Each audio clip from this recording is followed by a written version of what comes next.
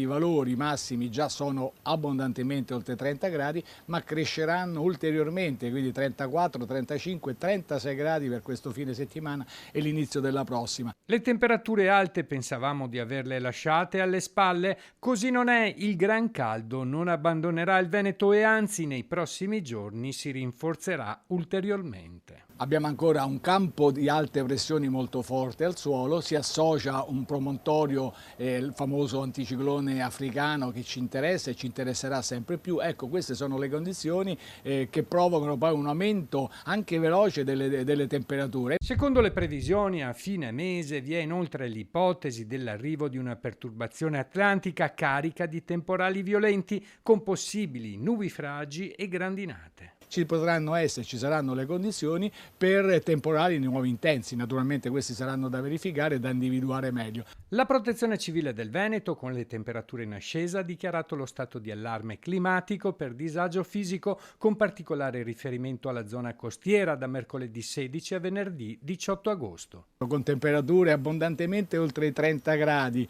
un'umidtà altrettanto alta, si creano le condizioni di un clima, di un tipo di tempo veramente disagevole, soprattutto per certe categorie. Quindi bisogna proteggersi veramente perché la situazione è di nuovo critica.